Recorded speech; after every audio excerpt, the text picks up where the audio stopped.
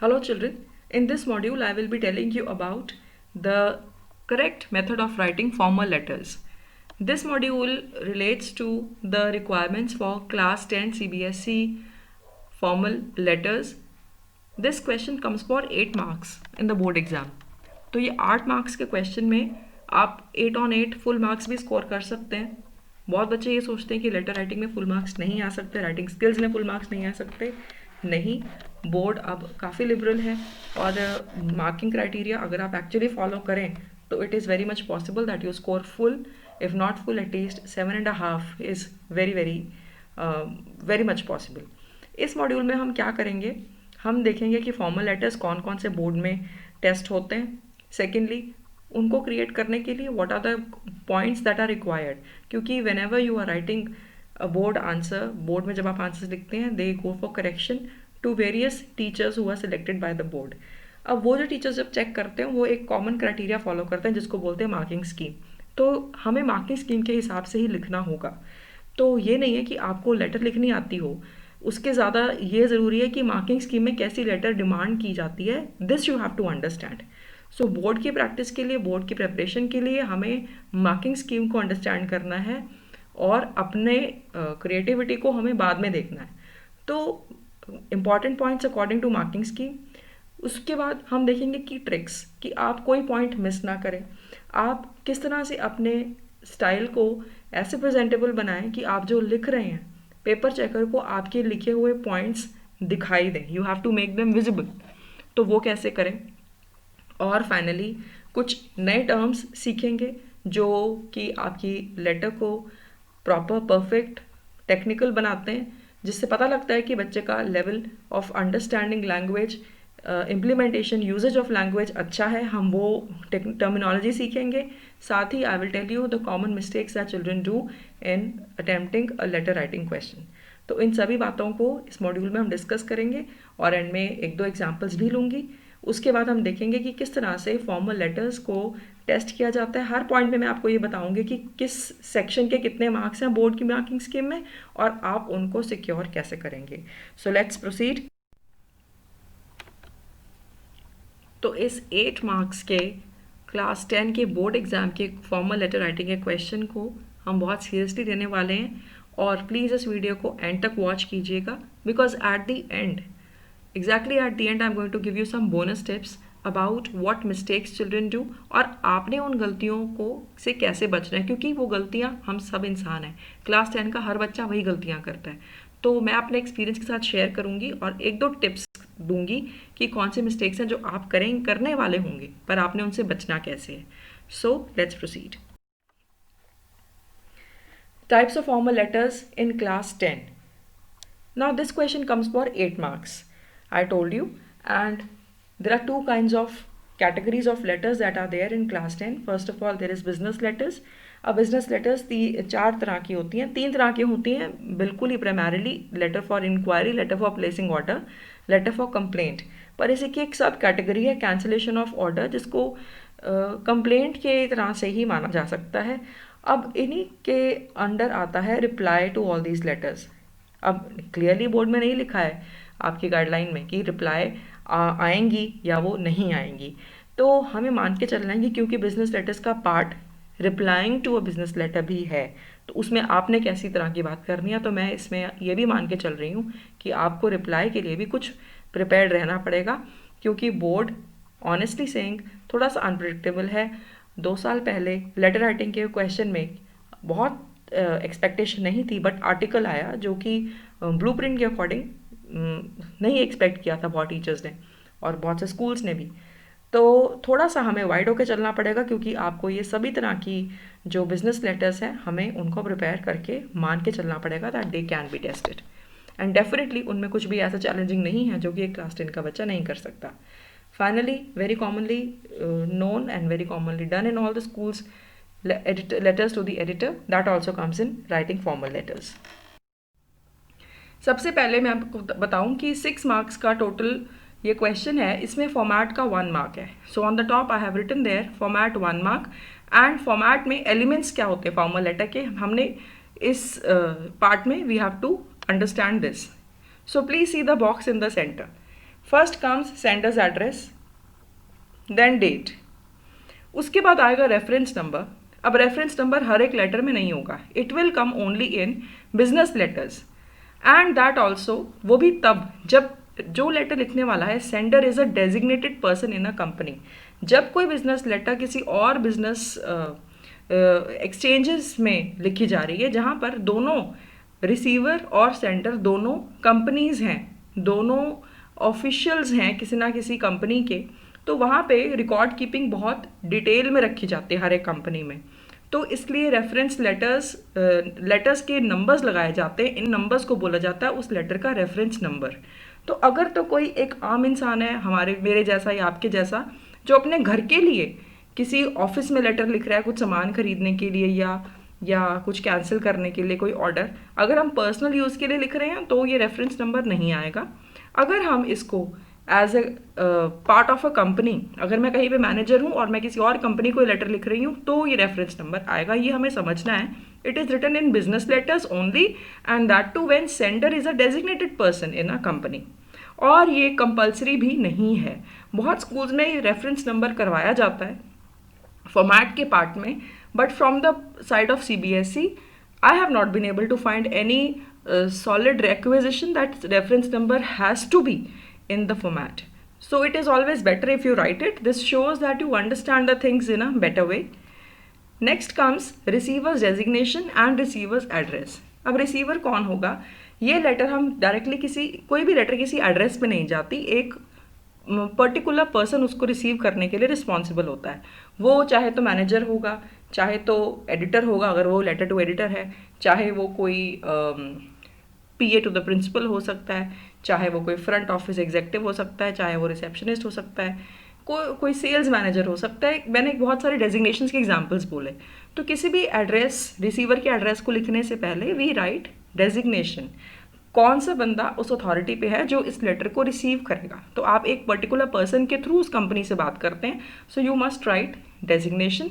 One thing I did not write here but I would like you to be aware about, यहाँ पे designation the के साथ आएगा, like the manager, the sales manager, the principal, the editor, तो यहाँ the लगेगा साथ में।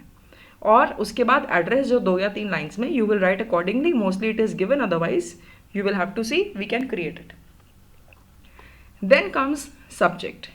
One thing you have to know till now and it goes beyond, आप देखिए पूरा का पूरा फॉर्मेट अब तक लेफ्ट अलाइंड है, मार्जिन से इक्वल स्पेस हो और पूरे के पूरे फॉर्मेट में लेफ्ट अलाइनमेंट यूज हो, लेफ्ट में लिखना है और बराबर एक ही डिस्टेंस पे। अब जो हम सब्जेक्ट लिख रहे हैं, सब्जेक्ट के लिए कैसे लिखा जाता है subject? It should begin with a noun related to the topic in the question. For example, आप उसको in word से शुरू करेंगे, request for dash dash, complaint about this, views in relation to या views about, concern about, appeal for something, permission about या requisition for, ये सारे nouns हैं। सब्जेक्ट हमेशा नाउन से शुरू होता है। Why I have written this thing here is, subject को बहुत लोग ऐसे लिखते हैं टू कंप्लेन अबाउट, ये गलत है। टू से शुरू होगा तो वो वर्ब बन जाएगा, to request for this, to do this. Subject should be like a heading. तो सब्जेक्ट को एक लाइन में लिखना है, मैक्सिमम 8 वर्ड्स आप यूज़ कीजिए, बहुत ज़्यादा हो गए 10 वर्ड्स, और try to complete it in the space available within 1 line. Board exam में तो आपकी शीट भी लैंडस्केप फॉर्मेट में होती है, उसकी लेंथ कम और ब्रेथ ज़्यादा होती है, तो उस टाइम आप इजीली सब्जेक्ट को एक लाइन में ख़त्म कर भी पाएंगे। So remember it should begin with a noun and some suggestive words are given there. आप इन वर्ड्स में से उनको, हाँ, अगर आपका क्वेश्चन प्लेसिंग ऑर्डर का है तो आप प्लेसिंग ऑर्डर डायरेक्टली भी लिख सकते हैं, प्लेसिंग ऑर्डर अबाउट दिस, तो वहाँ प्लेसिंग ऑर्डर नाउन की तरह एक्ट करेगा। Now comes salutation, dear sir, sir या डियर मिस्टर शर्मा, और ओनली सर लिखते हैं एडिटर के लिए, बट यहाँ डियर सर दोनों तरह चलेगा। तो दीज डेज डियर को अवॉइड किया जाता है, बट इसके लिए कोई बहुत रिजिडिटी की ज़रूरत नहीं है। आप सब जगह डियर सर स्लैश मैडम लिखें, आपको जहाँ नहीं पता कि आपका रिसीवर मेल है या फीमेल है, और you can simply write sir/madam, or you can write dear sir. All these things will be marked right. Body of the letter has to come in at least 3 paragraphs. 3 का मतलब 4 paragraphs भी आ सकते हैं. For example जब हम letter to editor लिखते हैं उस टाइम क्या होता है, हम एक इंट्रोडक्टरी पैराग्राफ बनाते हैं, फिर causes of the problem, suggestions, and then we make a concluding paragraph. Last paragraph can be a single sentence paragraph also. There is no problem. A paragraph may be as short as just 1 or 2 sentences. There is no issue, but your paragraphs in letters should be clearly demarcated. उनमें फ़र्क होना चाहिए कि introduction वाले paragraph में introduction ही हो, जहाँ आप कॉजेज़ की बात करें वहाँ कॉजेज ऑफ द प्रॉब्लम ही हो, जहाँ सजेशंस है वहाँ वही हो. तो overlapping should not be there at all. Be very particular about the clarity of your ideas in a letter. आपकी लेटर अगर पढ़ने वाले को या पेपर चेकर को समझ ही ना आई तो चाहे आपने कितना मर्जी उसको अच्छी तरह लिखा हो, it is of no use. Then comes closing of the letter. Over here would be yours truly, yours sincerely or faithfully. Now, in any official letter, we can write sincerely or faithfully, and we can write truly if it is to the editor. However, many books write yours truly in almost all the cases. That is also fine. So, safe and all right. अगर आप ज़्यादा नहीं याद रख सकते तो yours truly हर जगह पर लिखा जा सकता है. हाँ, सिंसियरली और फेथफुली में थोड़ा पर्सनल टच आ जाता है, so it may not be required. Yours truly is all right on in every kind of formal letter. End में आप लिखेंगे अपना नेम प्रीति बख्शी, जैसे यहाँ पे एग्जाम्पल दिया है.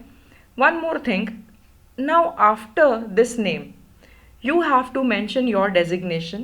The sender's designation has to be mentioned and the name of the company in business letters. अगर ये लेटर टू एडिटर है तो नहीं आएगा नीचे ऐसा भी कुछ, लेकिन अगर आप एक बिजनेस लेटर लिख रहे हैं जहाँ पे आप किसी कंपनी को रिप्रेजेंट करते हैं, आप डेजिग्नेटेड पर्सन है in a company, then you will have to write in bracket designation. अब यहाँ अपना डेजिग्नेशन है तो यहाँ द नहीं आएगा, you will just write bracket manager at the end. Preeti Bakshi जैसे एक नाम लिखा है उसके नीचे. Or it can be manager, it can be sales head or any such designation, और साथ में name of the company उसके साथ कॉमा डाल के, या it can be below that. Last एक टर्म मैंने यहाँ पे लिखी है enclosures. लेटर्स टू एडिटर में enclosures नहीं होते. enclosures होते हैं बिजनेस लेटर्स में. वो कहाँ होते हैं, कब यूज़ होते हैं, that I'll discuss separately. And all these points you can count them if you want to. How you want to learn them, it is up to you. But ये points आप मिस नहीं करेंगे जब आप formal letter लिखेंगे, जहाँ पे reference number और एंड में नेम के नीचे जो आपने डेजिग्नेशन और कंपनी लिखनी है वो ऑप्शनल है. वहाँ पे आपको you will have to think whether it will come or not. All the other things are very much compulsory, so write them very clearly. इनको काउंट कीजिए, इन्हें मिस नहीं करना, क्लियरली लिखना है, और जो मैंने आपको पॉइंट्स बताए हैं उनको, गाइडलाइंस को यू हैव टू रिमेंबर. यहाँ इतना काम पक्का है तो आई विल नॉट से कि 1 मार्क पक्का, क्योंकि बोर्ड की गाइडलाइन है अगर सिर्फ फॉर्मेट ठीक है बाकी नहीं ठीक है तो आपको ये 1 मार्क नहीं मिलेगा. ये 1 मार्क आपको तब मिलेगा जब बाकी दोनों चीज़ें आपने लिखी हैं उसमें आपके मार्क्स आ रहे हैं, मतलब 50% या 30-35% कम से कम. तो मैनी चिल्ड्रन आस्क मी कि मैम अगर फॉर्मेट लिख दें तो फॉर्मेट का 1 मार्क तो मिलेगा लेटर में से, तो 1 में से 6 पक्के. No, never. 10th और 12th में, रादर 9 to 12 में आप start putting it as a habit to yourself. Format, अकेले फॉर्मेट के करेक्ट होने के मार्क्स नहीं होते. So let's continue. There are some terms that I want to tell you and teach you, जो कि फॉर्मल लेटर्स में, business letters के लिए, स्टूडेंट्स के लिए नहीं है. So first thing is reference number, correct usage of reference number. अब रेफरेंस नंबर है क्या? फॉर्मेट में मैंने आपको बताया कि रेफरेंस नंबर आता है डेट के बाद. अब वो नंबर क्या है? पहली बात, सिर्फ बिजनेस लेटर्स में यूज़ होता है. नंबर 1, ये है क्या? It is a number allotted to every letter that is sent from a company's address. अगर कोई कंपनी अपने एड्रेस से किसी और को लेटर भेजती है, चाहे वो कोई इंसान हो, चाहे कोई एक ह्यूमन पर्सनल कंपनी का कोई एम्प्लॉयर हो, ये भी हो सकता है, एम्प्लॉय हो, सॉरी, ये भी हो सकता है, या फिर वो कोई और कंपनी हो सकती है जहाँ से उसने कुछ सेल परचेज की है, कोई सर्विसेज एक्सचेंज की हैं. तो कंपनी के एड्रेस से जब भी लेटर निकली तो उन्होंने उस लेटर को एक रेफरेंस नंबर देना है. वो रेफरेंस नंबर कंपनी के रिकॉर्ड बुक में नोट किया जाता है कि इस रेफरेंस नंबर की लेटर का ये सब्जेक्ट था और ये इस इंसान को भेजी गई. तो ये 3 कॉलम्स, हर एक कंपनी के पास एक लॉग बुक होती है जहाँ पे ये सब लिखा जाता है. क्योंकि कल को अगर वो जो बात चल रही है, जो कॉन्वर्जेशन लेटर्स उन लेटर्स में चल रही है, तो वो कॉन्वर्जेशन अगर लंबी खिंच जाए, कोई केस हो जाए, कोई इशू बड़ा हो जाए, तो वो उन लेटर्स के रेफरेंस नंबर्स को निकाल के वो पुरानी लेटर्स देख सकते हैं, उसमें बात करते हैं कि हाँ आपकी उस लेटर में ये बात की गई थी। सो ये पर्पस है रेफरेंस नंबर का, वो एक लेटर नंबर है। अब लेटर नंबर है, हर रोज की कई चिट्ठियां निकलती हैं। How are these reference numbers created? I have given you 2 styles. ये नंबर्स आपको खुद क्रिएट करने होते हैं।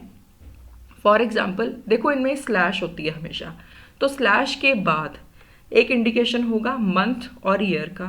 मैंने दोनों में लिखा है। फर्स्ट एग्जाम्पल में लिखा है जैन 2020, दूसरे में मैंने डेट ही लिख दी 8/8/20, तो वो एक डे का, तो मतलब डेट का इंडिकेटर है। स्लैश के पहले आप कोई भी नंबर लगा लो, it can be alpha numeric, it can be a mixture of digits and letters, it can be only numbers, ये आपकी मर्जी है।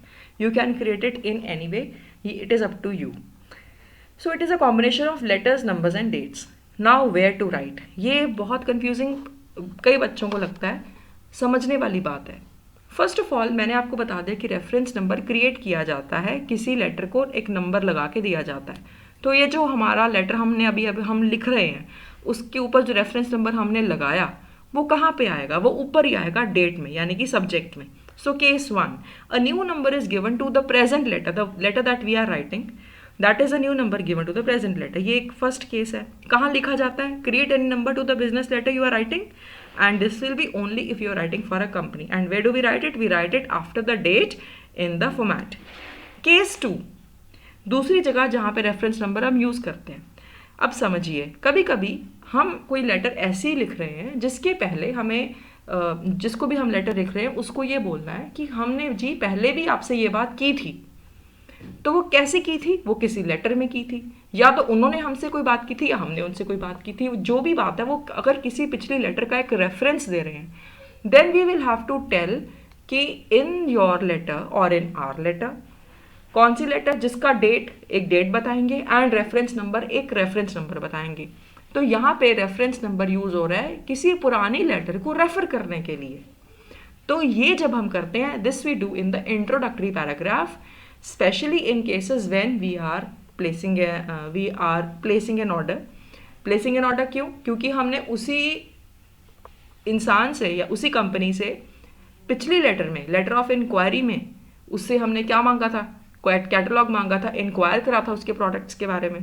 तो अब उसी लेटर के रेफरेंस पे हम बोल रहे हैं देखो जी उस रेफरेंस लेटर के रेफरेंस नंबर जिसका ये था, आपने हमें कैटलॉग भेजा था, उसी बेसिस के ऊपर हम आगे ऑर्डर प्लेस कर रहे हैं। तो आ गई ना, हमें पुरानी बात याद करानी पड़ी। Whenever we have to remind the company about any previous letter that we have written for any purpose, then we talk about the reference number which was the number of the previous letter. This is case 2. It is a number that you refer to for some old letter. इसमें हम कैसे करते हैं? We mention reference number in paragraph 1। पहले paragraph में हम एक reference number कोई भी क्रिएट करके लिखते हैं और उसको बोलते हैं कि देखो आपको याद है कि इस रेफरेंस नंबर वाली लेटर में हमने आपसे पहले ये बात की थी। It is a proof that you have written already or received their letter about some talks already going on. तो पुरानी बात याद कराने के लिए हम कोई रेफरेंस नंबर उनको याद कराते हैं। I hope you understood. If you haven't, please listen to the entire section of reference number again. आप वीडियो को रिवाइंड करके सुने। And secondly, remember we are talking about 2 different kinds of reference numbers. Kinds मतलब कि अगर एक ही letter में 2 जगह रेफरेंस नंबर आ रहा है तो वो दोनों रेफरेंस नंबर्स अलग होंगे। ऊपर फॉर्मेट में जो आया वो रेफरेंस नंबर वो जो आपकी प्रेजेंट लेटर का नंबर है, और सेकंड रेफरेंस नंबर जो आपने पैराग्राफ 1 में लिखा वो रेफरेंस नंबर वो है जो आपने एज अ रिमाइंडर उनके लिए लिखा है, और वो किसी पुरानी डेट का होगा या पुराने मंथ का होगा। तो this way we have to understand what is the technicality of using a reference number. Next comes subject. Now what is the correct usage of a subject? Subject has to begin with a noun related to the topic in the question. I have given these examples already in the format page. You have to try to write the subject in 1 line, and we use maximum 8 words so that the subject is short and crisp. It should not give any details. It should just give an idea. सिर्फ एक idea हो heading की तरह कि letter किस issue के बारे में लिखी जा रही है। I hope you are liking my classes. Thanks for being with me at eClasses with Shalini ma'am. I request you all to please like, subscribe and press the bell icon. If you do that, your gesture is going to really motivate me so that I create more such videos and bring more useful content for you. Thank you so much. Next thing is enclosures and where to use this element. Enclosures means जैसे हम कोई email करते हैं उसमें हम attachment लगाते हैं, तो लेटर राइटिंग जब शुरू हुई तब इनक्लोज किया जाता था सेम एनवेलप में जो भी हमें लेटर के साथ भेजना होता था. Sometimes people ask for a copy of some document कि आप अपनी, हाँ जी हम ये लेटर लिख रहे हैं आपको, साथ में हम ये एक फ़ोटो कॉपी लगा रहे हैं इस डॉक्यूमेंट की, आप इसको देखो और बताओ कि क्या क्या होना चाहिए एंड सो ऑन. सो जब भी हमें कोई एडिशनल डॉक्यूमेंट भेजना है, कोई फ़ोटोग्राफ्स भेजनी है, कोई प्रूफ्स भेजने हैं, कुछ भी और रेफरेंस डॉक्यूमेंट भेजना है, वो हम एनक्लोज करते हैं.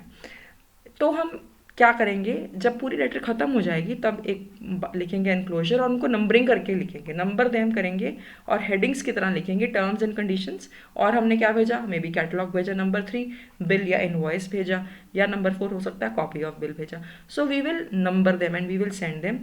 मोस्ट इंपॉर्टेंटली एक बात आप याद रखिए, जो भी चीज़ें आप एनक्लोज कर रहे हैं वो आप साथ में एनक्लोज कर रहे हैं, ये हमें लेटर के अंदर बताना भी है.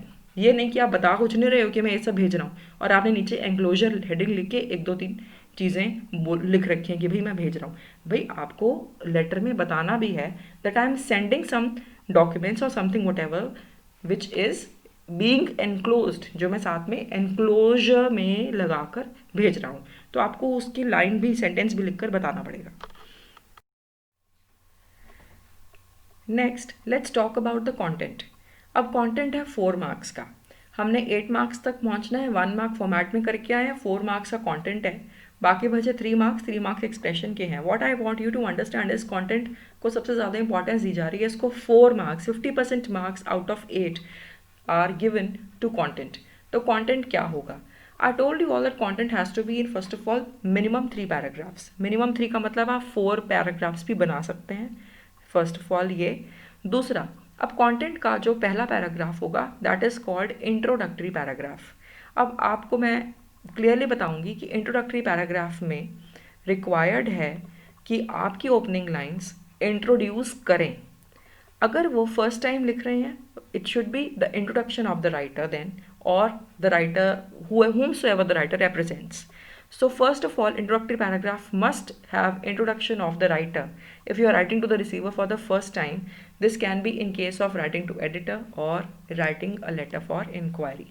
अब ये क्या है, अब देखिए, अगर आपने किसी कंपनी के लिए, आप एक कंपनी में मैनेजर हैं and you are going to, you been told to buy maybe chairs. अगर आपने 50 चेयर्स का ऑर्डर करना है और आप उस बारे में इंक्वायरी करना चाहते हैं, तो आप अपनी पर्सनल इंट्रोडक्शन नहीं देंगे. You will introduce your company. You are representing the company where you are working as a manager. तो introductory paragraph में ये आएगा, first 1 or 2 sentences they will be telling that who you are or what your company is. Then suppose you are writing a letter which is in extension, which is in response to some previously written or received letter as their reply or your inquiry. तो जैसे कि अगर आपने उनको पहले inquiry की letter लिखी हुई है और अब आप उसके बाद आपको उनका कैटलॉग मिल गया, अब आप उसी बेसिस पे आप ऑर्डर प्लेस कर रहे हैं, तो आपको इंट्रोडक्शन में बताना पड़ेगा that this is with reference to your letter or our letter dated dash and reference number dash regarding receiving or receipt of your catalogue, or it can be regarding this and this issue that was discussed. तो आपको introduction में, अब इस case में क्या introduction आएगी, जो भी आपकी पहले की बातें हो चुकी हैं. देन उसके बाद अगर आपके पास आपने अपना सब्जेक्ट अब तक एक्सप्लेन नहीं किया है, तो आप 1 या मैक्सिमम 2 सेंटेंसेस में अपना सब्जेक्ट और इलाबोरेट करेंगे. तो फर्स्ट पैराग्राफ में रिसीवर को समझ आ जाना चाहिए कि आप कौन हो, आप क्यों लिख रहे हो और आपका पर्पस क्या है. अगर आपने पहले कोई लेटर लिखी हुई है तो उसको वो भी याद आ जाना चाहिए. वो कैसे आएगा? डेट और reference number of previous letter से. अगर आप पहली बार ही लिख रहे हो तो आपको अपनी इंट्रोडक्शन देनी होगी या अपने कंपनी की इंट्रोडक्शन देनी होगी प्लस आपको क्या करना है, आपको अपना purpose of writing this letter explain करना है। इसके बिना आप और कोई बात पैराग्राफ 1 में नहीं करेंगे। If you do that means you are writing the content of second paragraph and your letter becomes confusing. यहाँ पे सीधा आपका हाफ मार्क चला जाएगा अगर आपने कोई और फालतू बात पैराग्राफ 1 में की तो if you do this much then for content 1 mark out of 4 has been received in your first paragraph. Next comes what you will write in second paragraph. अब सेकेंड पैराग्राफ में आपने अपनी डिमांड्स, अपनी suggestions या अपना जो भी content है उसके बारे में की पॉइंट्स देने हैं। सो एटलीस्ट 4 पॉइंट्स देने हैं as details of the issue. अब मैंने लिखा 4 पॉइंट्स टू चेक। कौन चेक कर रहा है? जो पेपर चेकर आपका पेपर इस टाइम चेक कर रहा है उसको सेकंड पैराग्राफ में 4 पॉइंट्स मिलने चाहिए जहाँ पे वो 4 टिक लगा सके। इन 4 टिक्स को लगाने से उसको कैलकुलेट हो जाएगा माइंड में कि बच्चे ने पैराग्राफ 2 में हमें 4 बातें दे दी हैं जो कि उसके कॉन्टेंट को आगे प्रोसीड करती हैं। फॉर एग्जाम्पल अगर आपका लेटर ऑफ इंक्वायरी है तो आप यहाँ पे इंट्रोडक्टरी एक लाइन लिखिए, kindly furnish me with the following details about this programme, और उसके बाद नंबरिंग कर दीजिए पॉइंट्स की। आप 4, 5, 6 पॉइंट्स बना दो जिसके अंदर आप टैबुलेट कर सकते हो, आप उसको नंबरिंग कर सकते हो, आप उसके पॉइंट्स लिख सकते हो कि आपके क्या क्या क्वेश्चंस हैं। अगर वो प्लेसिंग ऑर्डर है तो आप पूरा टेबल ही बनाओगे, अगर आप इंक्वायरी है तो आप नंबरिंग करोगे अपने क्वेश्चंस की। उससे क्या होगा, पेपर चेकर को 4-5 पॉइंट्स मिल जाएंगे सेकेंड पैराग्राफ में। आपकी क्लैरिटी ऑफ एक्सप्रेशन होनी चाहिए, कोई ज़रूरत नहीं है भारी भरकम शब्द यूज़ करने की। Ordinary simple clear crystal language use कीजिए और मेक योर कंटेंट अंडरस्टैंडेबल। पढ़ने वाला उसको समझ सके कि आप पूछ क्या रहे हैं, और क्या जेन्युइनली लगना चाहिए कि जो आप पूछ रहे हैं वो बातें वाकई do they make sense, they should seem logical. अब अगर आप किसी हॉस्टल की इंक्वायरी कर रहे हो और आप पूछ वहाँ पे ये रहे हो कि वहाँ पे मूवीज़ कितनी दिखाई जाती हैं, या फिर आप ये पूछ रहे हो कि वहाँ पे साइट सीइंग के लिए क्या प्रोविजंस हैं। आप हॉस्टल में जा रहे हो, आप कोई स्पेशल एकेडमिक कोर्स करने जाओगे तो आपका कंटेंट लॉजिकल और रेलेवेंट होना चाहिए। सो ये सारे पॉइंट्स जो हैं आपको दिमाग में रखने, क्योंकि रेलेवेंस के मार्क्स भी आपको आगे जाके स्कोर करने हैं एक्सप्रेशन में। So this is about your paragraph 2।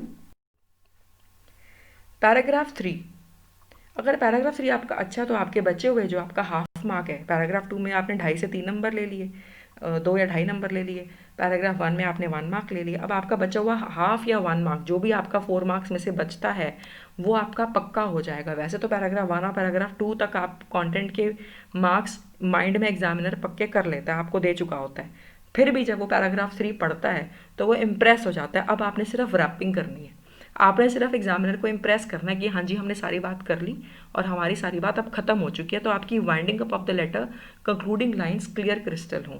And में लिखिए कि आप क्या एक्सपेक्ट कर रहे हैं इस लेटर के आगे। Are you hoping for a response, you are hoping for some action और सम डिलीवरी और सम रिप्लाई और सम डिटेल्स और documents to be send to you. और अपनी तरफ से एक अश्योरेंस दीजिए उसको साथ में कि अगर ऐसा हो जाए तो मैं अश्योर करता हूँ कि मैं आपको ऑर्डर देने में I will be interested, I will find it suitable, it will suit me. इस तरह से आप अपनी लेटर को एक एम्फैटिक क्लोजिंग दो और सिक्योर करो अपने कंटेंट के 4 मार्क्स आ गए। अब तक अगर आपका कंटेंट के में 4/4 आ गए, उधर से आपके फॉर्मेट के अब 1 मार्क पक्का हो जाता है, क्योंकि मैंने आपको बोला था फॉर्मेट का आपको अकेला 1 मार्क नहीं मिलेगा 8 में से, वो तब तक नहीं मिलेगा जब तक आप कंटेंट और एक्सप्रेशन में मार्क्स पक्के शुरू करने नहीं करते। तो यहाँ पे एग्जामिनर आपके फॉर्मेट के F के आगे 1 लगाएगा, कंटेंट C के आगे 4 में से आई प्रे कि आप सबके 4 on 4 लगाए। Next comes 3 marks for expression. Expression का मतलब क्या है? अब लिखा हुआ है मार्किंग स्कीम में कि आपको एक्सप्रेशन में डालनी है गुड वोकैबुलरी। आपका एक्सप्रेशन पोलाइट होना चाहिए। पोलाइट में क्यों? क्योंकि आप जब भी बिजनेस लेटर्स और लेटर्स टू एडिटर लिखते हैं आप रूड नहीं हो सकते, आप आर्ग्यूमेंटेटिव नहीं हो सकते, आप बॉसी नहीं हो सकते अपनी लैंग्वेज में। You can not demand a question I. तो अगर आप फर्म लगें, रेजोल्यूट लगो, लेकिन आप डिमांडिंग नहीं लग सकते। आप आई को अवॉइड करेंगे। I wish to know, I want to know that why you are not replying me, I want to know that why you have not delivered all my orders well in time. तो इस तरह से अगर आप बात करेंगे तो आप आर्ग्यूमेंटेटिव लगते हैं।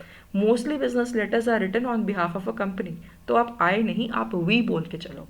और वी जब आप बोलते हो you look humble, you look like a team and it shows that you are representing a team.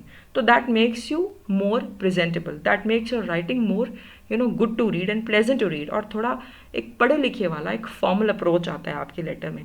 तो आई हमेशा एरोगेंट लगता है, सेल्फ सेंटर्ड लगता है, वी लगता है कि हाँ you are not alone, you are representing a group of people. In case of complaints also, do not threaten in harsh words and do not be rude.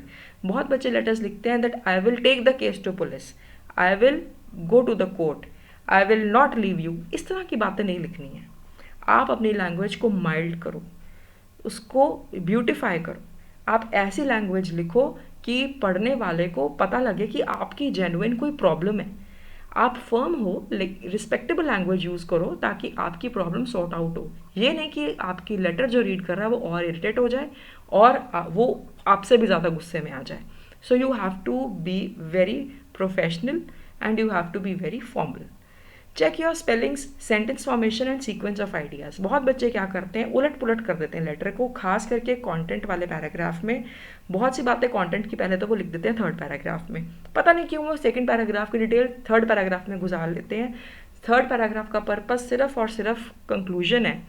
Second paragraph जितना मर्जी लंबा हो जाए, जितना मर्जी का मतलब आप 10 सेंटेंसेस से ज़्यादा उसको क्या लंबा करोगे, उसके अंदर ही आपने अपनी सारी बातें ख़त्म करनी है. आपकी बात कोई रिपीट नहीं होनी चाहिए. अगर रिपीट होती है तो आपके एक्सप्रेशन में नंबर कटे. अगर आपकी स्पेलिंग मिस्टेक्स होती हैं, एक्सप्रेशन आपका वीक होता है.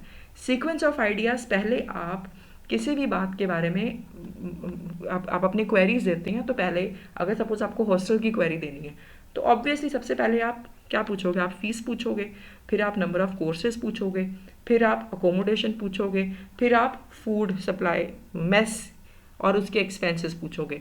यही सीक्वेंस अच्छा लगता है. आप कभी हॉस्टल पढ़ने की बात करोगे तो आप खाने से शुरुआत नहीं करोगे. Will not begin with food, then accommodation, then courses and then fees. Logically आप सोच के समझ के चलो कि आपके सीक्वेंस ऑफ आइडियाज़ कैसे होने चाहिए. अपने सारे के सारे आइडियाज़ को मैं सजेस्ट करती हूँ कि एक बॉक्स में सिर्फ कीवर्ड्स लिख के पहले लिख लो, उनको फिर सोचो कि क्या पहले क्या बाद में आना चाहिए, फिर आप एक फाइनल फेयर ड्राफ्ट अपने लेटर का क्रिएट करो.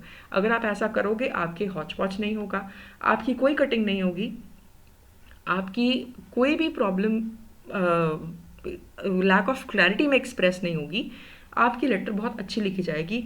कोई भी इंसान इंक्लूडिंग मी, कोई भी बड़े से बड़ा इंसान हो, मैं डेफिनेटली कह सकती हूँ, आई एम डैम श्योर कि 1 in 1 go अगर आपको एक अच्छी लेटर लिखनी है, it is not possible. And if it is possible, it comes after years and years of expertise.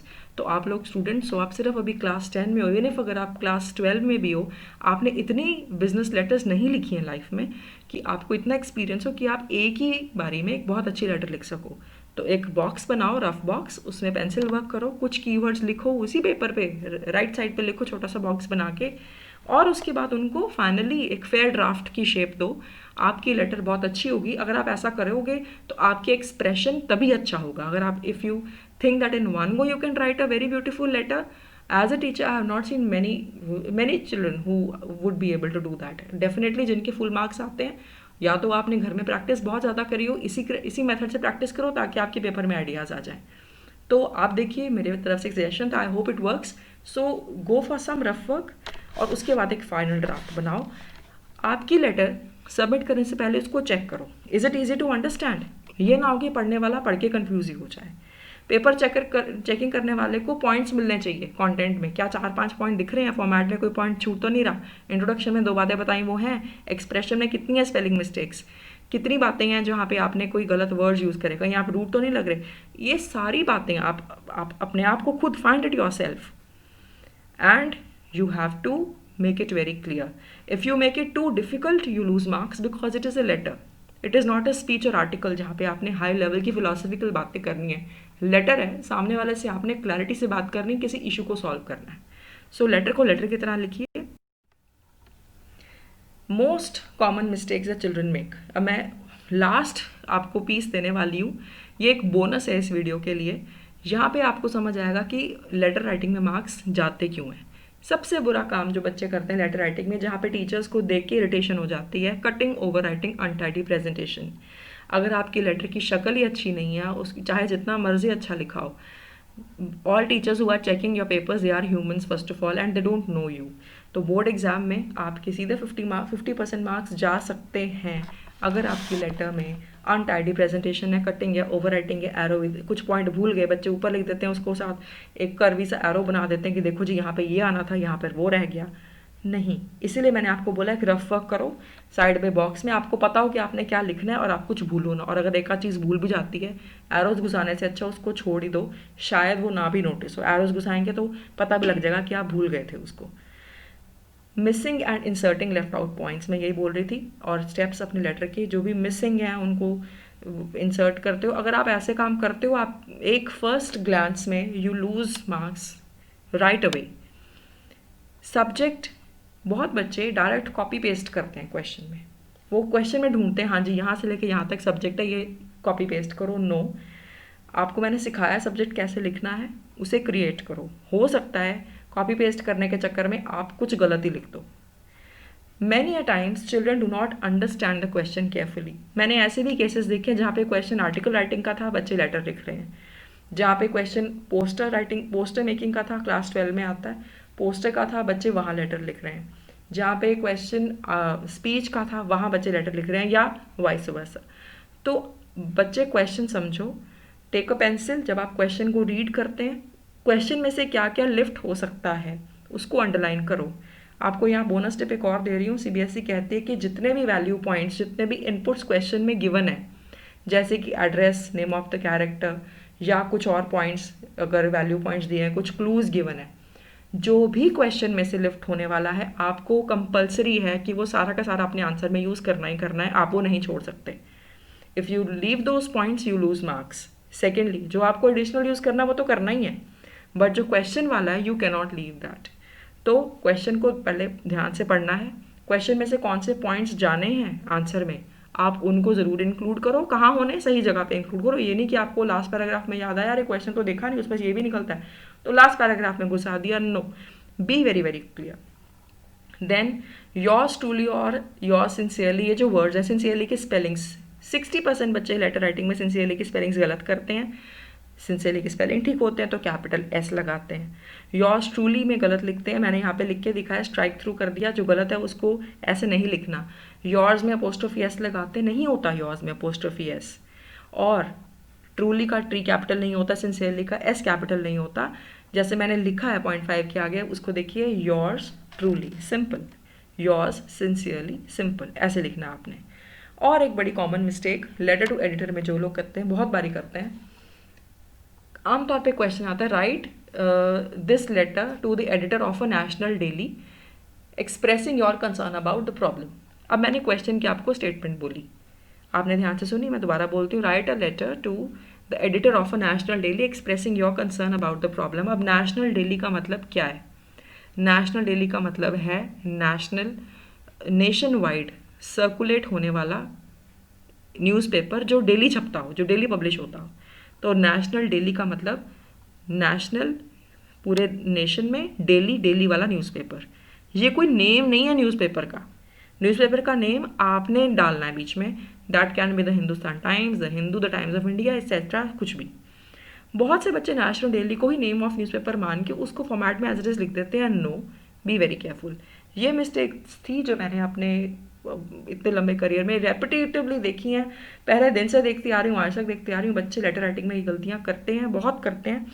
Please be very careful, do not make these mistakes in letter writing, and if you take care of all these points, I am telling you, I have seen children scoring so well, 8 on 8 in class 10. Letter writing question is very much possible. Next I'm giving you is a piece of marking scheme taken from the board sample paper. मैं आपको वो, ये जो मैंने आपको screenshot मैं screen पे दिखा रही हूँ, ये एज सच मैंने स्क्रीनशॉट ही लिया है, और ये पीस है सैम्पल पेपर की बोर्ड मार्किंग स्कीम का। यहाँ पे आप रीड कीजिए। Section be writing and grammar का होता है 30 मार्क्स का। क्वेश्चन नंबर 3 आपका, क्वेश्चन नंबर 3 होता है लेटर राइटिंग का क्वेश्चन। देखो नोट लिखा है, no marks to be awarded if only format is given. अगर कल्ला फॉर्मेट ठीक करके आते हो, अकेला फॉर्मेट ठीक करके आते हो, आपको कोई मार्क्स नहीं मिलने उसके। मैंने आपको बताया था कि 8 में से 1 मार्क आप ये ना सोचेगा कि अकेला फॉर्मेट लिखेंगे तो मिल जाएंगे। Credit should be given to the candidate's creativity in presentation of the ideas, appropriate use of language and skills of reasoning. आपकी लेटर समझने लायक होनी चाहिए, क्लियर होनी चाहिए। वर्ड लिमिट 100 to 150 है, आप 160 तक भी कर सकते हो। फॉर्मेट 1 मार्क, किस किस चीज़ का? Sender's address, date, receiver's address, subject, heading, salutation, complimentary close. मैंने ये पॉइंट्स सारे खोल के आपको फॉर्मेट में बताया। कंटेंट के 4 मार्क्स, एक्सप्रेशन के 3 मार्क्स, ग्रामेटिकल एक्यूरेसी है, अप्रोप्रिएट वर्ड्स है, स्पेलिंग्स है, coherence and relevance of ideas and style है। ये सब मैं आपको एक्सप्लेन कर चुकी हूँ।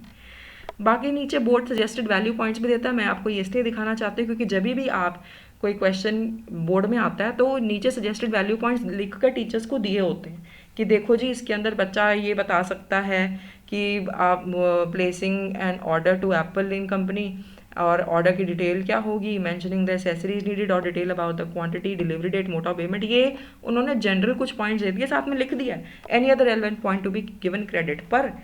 पर ये पॉइंट्स ऐसे हैं जो हम सबको पता है कि आने ही आने हैं, बोर्ड को भी पता है ये आएंगे ही आएंगे, आपके इस आंसर में बनते ही हैं इतने पॉइंट्स। तो यही है जो हमने कॉमन बातें सीखनी है कि सबसे पहले वो चीज़ें लिखो जो कि आम इंसान सोच सकता है कि आपके लेटर में आना चाहिए। अपने लेटर को एक्स्ट्रा ऑर्डिनरी ना बनाएं, पहले उसको बेसिक बनाएं और ऐसे बनाएं कि हर एक को लगे हाँ भाई हाँ बिल्कुल ठीक है, ये लेटर में यही आना चाहिए था। तो मैंने यहाँ पे कुछ पॉइंट्स नोट किए। नंबर 1 मैंने आपको बता दिया, 0 if only format is correct. 1 out of 8 will be booked if just format is correct. लेकिन that happens if your other things are correct.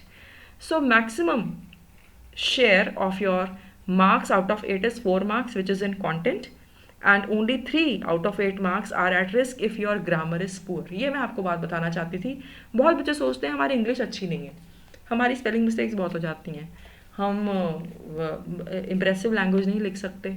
तो उन बच्चों के लिए मैं ये बोलना चाहूँगी, फॉर्मेट हर कोई रट सकता है, हर कोई लर्न कर सकता है। हर बच्चा कंटेंट के पॉइंट्स में किस तरह के आइडियाज़ आने चाहिए, किस तरह की नंबरिंग होनी चाहिए, क्या क्या सवाल पूछने हैं, ये दिमाग हर बच्चा लगा सकता है। अगर आपकी इंग्लिश पुअर है, आपकी स्पेलिंग मिस्टेक्स होती हैं, आपकी हैंडराइटिंग अच्छी नहीं है, या आप इम्प्रेसिव लैंग्वेज नहीं भी लिख सकते, तो 8 में से 3 मार्क्स आपके मैक्सिमम कट सकते हैं। फिर बच्चे 5 मार्क्स तो आए ही आए, पक्का ही आए। उसमें से भी 8 में से आपके ज़्यादा से ज़्यादा 1.5 या 2 मार्क्स जाएंगे, आपके 6 out of 8 कहीं नहीं गए अगर आप फॉर्मेट और कंटेंट अच्छा लिखो और एक्सप्रेशन ठीक ठाक लिखो। तो अगर आप इन बातों को समझ के लेटर राइटिंग करोगे तो आपके मार्क्स क्यों नहीं आएंगे। मैं आपको 2 सैम्पल्स दिखाऊंगी अब। If I give you samples of all types of letters this video will be too long. अगर आपको इसके बिना और सैम्पल्स चाहिए, आपको और कंटेंट चाहिए, तो contact me. I will be sharing my business WhatsApp number, my email ID. You can also write comment in the comment box and tell me what more you require about writing a business letter. अगर आपको personal और clarity चाहिए, मैं आपको और videos बना के और एग्जांपल्स के साथ एक्सप्लेन कर सकती हूँ, पर्सनली भी आपको मैसेज कर सकती हूँ। जैसे भी आपको हेल्प चाहिए होगी आप मुझे बताएं। फिलहाल मैं एक एग्जांपल ले रही हूँ लेटर ऑफ इंक्वायरी की। मैं पूरी एग्जांपल रीड नहीं करूँगी, मैं सिर्फ मेन पॉइंटर्स बताऊंगी। ऊपर आ गया sender's address, date, reference number, receiver's address, साथ में सब्जेक्ट। ये मैंने लाइंड रूल्ड पेज पे इसलिए सैम्पल दिया ताकि मैं आपको ये बता सकूं कि देखिए हम एक एक ब्लैंक लाइन छोड़ते हैं। ब्लैंक लाइन्स के बारे में बड़े बच्चे क्वेश्चंस पूछते हैं, ma'am is it necessary, is it compulsory to leave line after this and that. बच्चे लाइन्स छोड़ना क्लैरिटी और नीटनेस के लिए होता है, और लाइन्स छोड़ते भी हैं हम जो ब्लैंक लाइन्स, उसका भी एक पैटर्न होता है। अब जैसे हम सेंडर्स एड्रेस और डेट के बीच में लाइन छोड़ेंगे, फिर रेफरेंस नंबर आएगा तो लाइन छोड़ेंगे। We will not leave lines in the middle of receiver's address. वहाँ रिसीवर्स डेजिग्नेशन से लेकर न्यू दिल्ली तक पूरा बिना लाइन छोड़े लिखना है, उसके बाद एक लाइन छोड़ के हमने सब्जेक्ट लिखना है। तो लाइन्स छोड़ने से हम अपने फॉर्मेट के पॉइंट्स को डीमार्केट करते हैं, अलग अलग दिखाते हैं। और हम इन चीज़ों को अलग अलग क्लियरली क्यों दिखा रहे हैं, आपकी इंटेंशन क्या है? ये इंटेंशन है कि जो रेड पेन से पेपर चेक करने वाले टीचर बैठे हैं वहाँ पर, वो टिक टिक लगाते जाएं और आपके फॉर्मेट के F = 1 मार्क फुल वहाँ पे आपका साइड पे कॉलम में लिख दें। अब आप डियर सर तक चेक करेगा एग्जामिनर, नीचे फिर वो आएंगे योर्स ट्रूली पे, नेम, डेजिग्नेशन, और अगर एनक्लोजर्स रिक्वायर्ड है वहाँ पे ये सारी चीज़ें देखेंगे और वो F = 1 मार्क लगा देंगे। फिर वो दोबारा चेक करेंगे पैराग्राफ 1, क्या पैराग्राफ 1 में इंट्रोडक्शन हुई? हाँ हुई। और उसके बाद for the new session we wish to buy cricket balls. देखिए यहाँ पे सब्जेक्ट इलाबोरेट हो रहा है, हाँ हो रहा है। तो पैराग्राफ 1 कंटेंट का 1 मार्क डन। सेकेंड पैराग्राफ देखिए, इसके अंदर वो मैं बिल्कुल वैसे बोल रही हूँ जैसे ये लेटर पेपर में चेक की जाएगी। कैसे की जाएगी? पैराग्राफ 2 देखिए, एक वर्ड टू वर्ड कोई इसको रीड नहीं करेगा। सबसे पहले वो देखेंगे कि कितने पॉइंट्स निकलते हैं, तो मैंने पहले अंडरलाइन कर दिया। अगर आप भी अंडरलाइन कर दें आपके पॉइंट्स भी नजर आएंगे। डिटेल्ड कैटलॉग मांगा है, अच्छा ठीक है। Best prices and terms and conditions मांगे हैं, 2 बातें। मोड ऑफ पेमेंट बोल दिया, टैक्सेस एप्लीकेबल पूछ लिए, कॉस्ट ऑफ ट्रांसपोर्टेशन पूछ ली, ओके। पॉसिबिलिटी ऑफ डिस्काउंट पूछ लिया, एंड हाउ मच टाइम। अरे वाह, बच्चे ने तो 4-5 पॉइंट्स पूछ लिए। और लास्ट पैराग्राफ क्या? Looking forward to hearing from you soon. ठीक है, ये जवाब भी मांग लिया। तो कंटेंट के 4 मार्क्स पक्के? हाँ पक्के। क्यों? तीनों पैराग्राफ्स पूरे कायम है। सेकंड पैराग्राफ में पूरी डिटेल्स पूछ ली, कंटेंट के लगाया C=4। अब बात आती है एक्सप्रेशन की।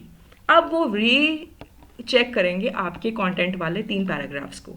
Any spelling mistake, any grammatical error, क्या सब कुछ क्लियर है, सही सीक्वेंस में है, रेलेवेंट है, समझ आ रहा है, आ तो रहा है, लगाए E=3।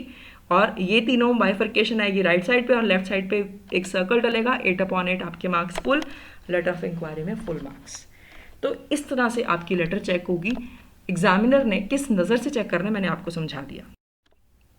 ये एक सेकंड लेटर है, ये इसी की रिप्लाई है। इसमें भी सेम पैटर्न चल रहा है। Address, date, reference number, receiver's address, subject, फिर salutation, 3 paragraphs, thank you, name, designation और उसका डिपार्टमेंट, फिर एनक्लोजर। फॉर्मेट के मार्क्स लग गए।